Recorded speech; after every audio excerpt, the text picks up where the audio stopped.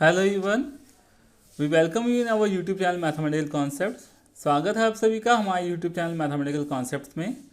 हम लोग differential equation discuss कर रहे हैं, जिसमें हम लोगों ने डिफरेंशियल इक्वेशन का बेसिक डिस्कस कर लिया है आपसे। तो आई होप कि उस लेक्चर को आपने देखा होगा। नहीं भी देखा होगा तो मैं डिस्क्रिप्शन बॉक्स में उसका लिंक डाल दे रहा हूँ। आप इस लेक्चर से पहले एक बार उसको देख लीजिए ताकि आपको बेसिक क्लियर हो जाए अच्छे से और डिफरेंशियल इक्वेशन का आइडेंटिफिकेशन आ जाए। तो अगर आपको वहाँ पर याद हो तो हमने आपको बताया था कि डिफरेंशियल इक्वेशंस में तीन मेन फेजेस हैं स्टडीज़ में इसकी, जिसमें से पहला फेज़ है फॉर्मुलेशन, यानी कि डिफरेंशियल इक्वेशन को बनाना। ठीक है, तो आज हम इसी के बारे में डिस्कस करने वाले हैं। ये फॉर्मुलेशन बहुत इंपॉर्टेंट है क्योंकि इसी से सारी जितनी भी इक्वेशन होती है इसी से डेवलप होती हैं और इसका बहुत अच्छा एप्लीकेशन है इंजीनियरिंग में, साइंसेज में, क्योंकि फॉर्मुलेशन मॉडलिंग पहला स्टेप है डिफरेंशियल इक्वेशन में या किसी भी प्रोजेक्ट में। उसके बाद जो है हम आगे मूव ऑन करते हैं। ठीक है, तो चलिए आप इसको लास्ट तक देखिए। हमने इसमें एनडीए की कुछ प्रॉब्लम रखी हैं, कुछ और कंपटीशन की प्रॉब्लम भी रखी है साथ में, ताकि आपको एक अच्छा बेस मिले, आप एक अच्छे रेडी टू मूव वाले मोड में आ जाएं। चलिए स्टार्ट करते हैं इसको। तो पहला जो हम लोगों ने इसमें जो डिस्कस करना है वो मॉडलिंग और फॉर्मुलेशन का बेसिक है। बेसिकली मॉडलिंग और फॉर्मुलेशन का मतलब है to formulate the equation from the given physical condition. जो भी फिजिकल कंडीशन उसने दी है उससे इक्वेशन को डेवलप करना है। ओके, तो सबसे पहला काम आप क्या करेंगे, जब भी आपको कोई भी इक्वेशन आए, आप सबसे पहला काम क्या कीजिए, फिजिकल कंडीशन आए उसमें नंबर ऑफ आर्बिट्रेरी कॉन्स्टेंट्स कितने होंगे वो आप डिसाइड कर लीजिए। जो ये नंबर ऑफ आर्बिट्रेरी कॉन्स्टेंट्स हैं, बेसिकली यही आपको आपके डिफरेंशियल इक्वेशन का ऑर्डर देते हैं, because the order of the differential equation is always equals to the number of arbitrary constants present in the solution of the differential equation. Okay, तो देखिए यहाँ पर आपको ये याद रखना, order is equal to number of arbitrary constant. Suppose that मैंने जैसे फिजिकल कंडीशन लिखी, सपोज दैट कि वो कुछ इस तरह से आई, y is equal to a plus B x.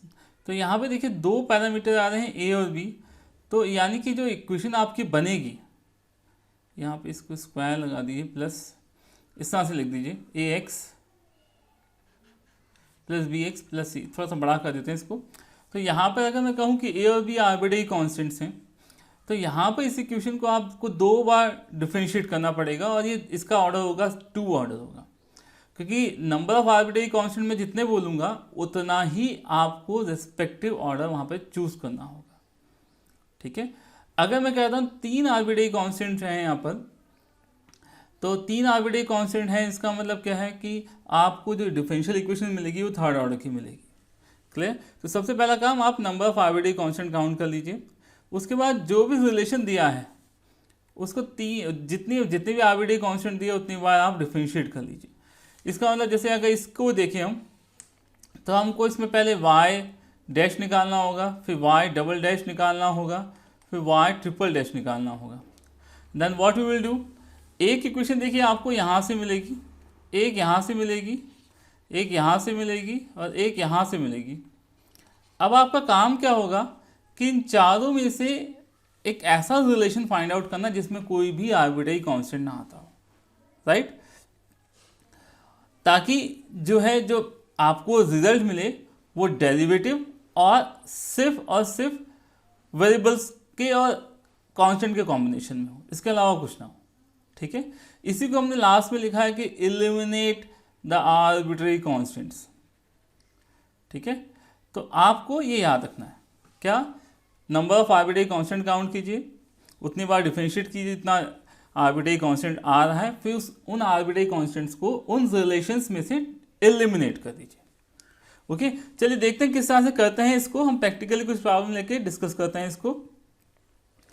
The differential equation of system of circle touching the Y axis at the origin is.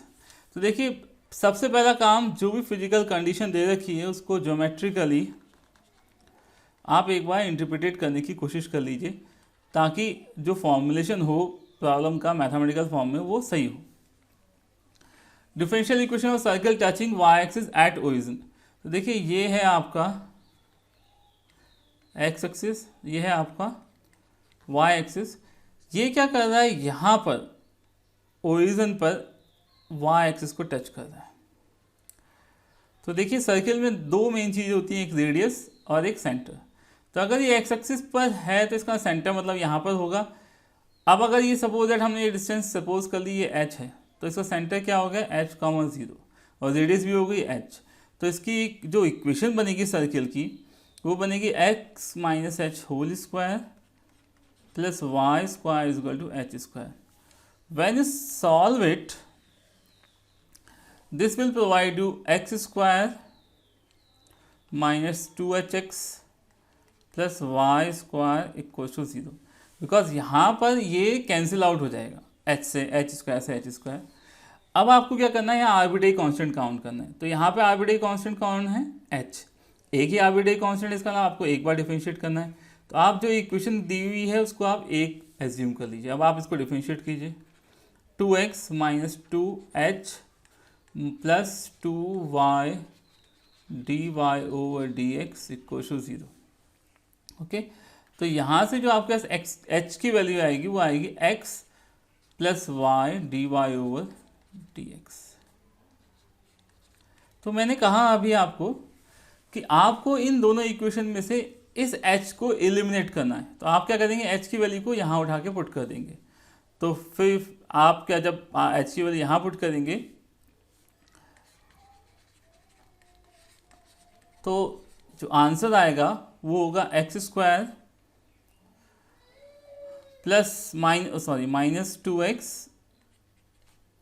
h की वैल्यू है आपके पास x plus Y D Y over D X equal to 0। वह आप इसको solve कर लीजिए। यहाँ से ये आ जाएगा एक्स स्क्वायर माइनस, यहाँ पे माइनस से मल्टीप्लाई कर लीजिए तो एक्स स्क्वायर प्लस का ये हो गया माइनस का, यानी कि जो आपके पास आंसर आएगा वो हो गया x square minus Y square, क्योंकि y x square minus Y square, एक वाई स्क्वायर हमारा यहाँ छूट गया है, इसको हम लिख लेते हैं।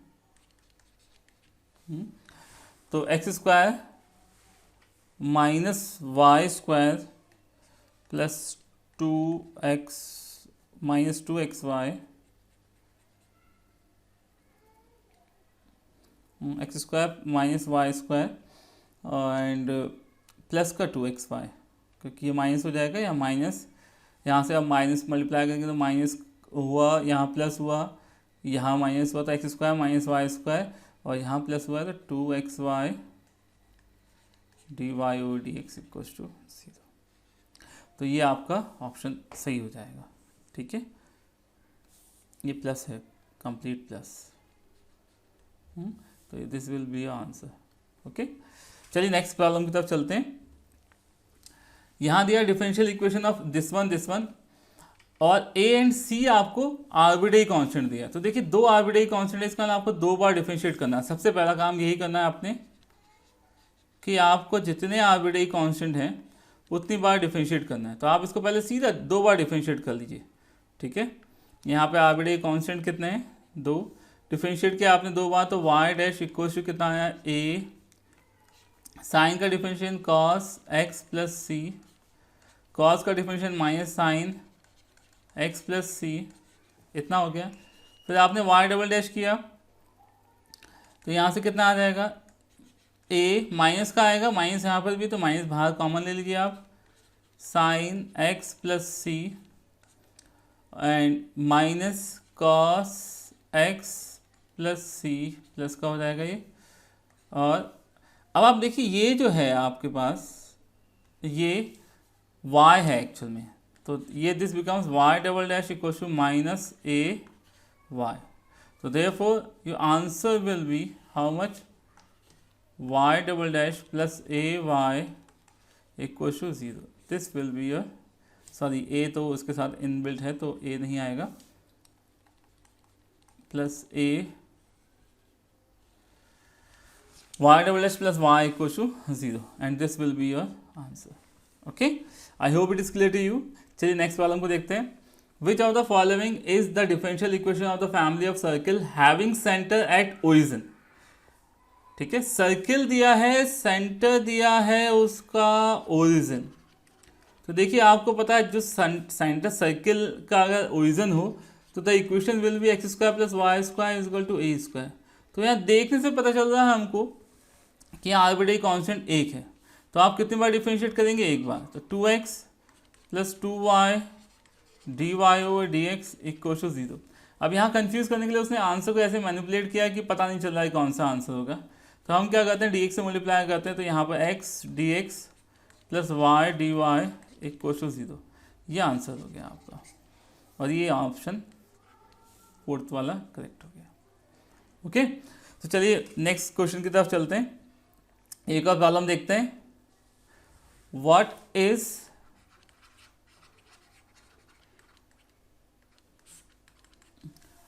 Is the differential equation to family of parabolas having their vertices at origin.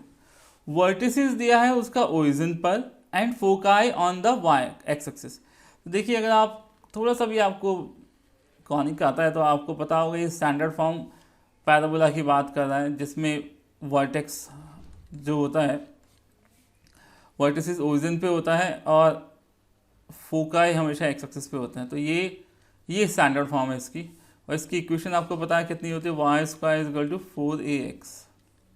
तो आप इसको फर्स्ट डाल दीजिए वही, अब आप इसको डिफरेंशिएट कीजिए, 2y y dash is equal to 4a। Okay, यानी कि y dash equals to 2a। अब फर्स्ट और सेकंड से आप a को एलिमिनेट कर दीजिए। तो आपने इनको क्या किया, डिवाइड कर लिया। सपोज दैट जब आपने डिवाइड किया तो this becomes y upon y dash equals to how much, 2x, यानी कि y equals to y dash into this one. तो this will be your answer. देखिए हमेशा आंसर फ्री है किस हर एक आर्बिट्रेरी कांस्टेंट से। ऐसा नहीं करना है कि कोई भी इक्वेशन निकाल देनी है और उसमें आर्बिट्रेरी कांस्टेंट रह जाए। जब तक आर्बिट्रेरी कांस्टेंट जो है एलिमिनेट नहीं होगा तब तक यू कैन नॉट से कि this is the answer. So okay, तो फाइनल आंसर में कोई भी आर्बिट्रेरी कांस्टेंट नहीं आना चाहिए। So this will be your answer. Okay. So this is all about the formulation. I hope it is clear to you. If you have any doubt, please comment me in the comment box and I will try to sort out your doubt. ठीक है.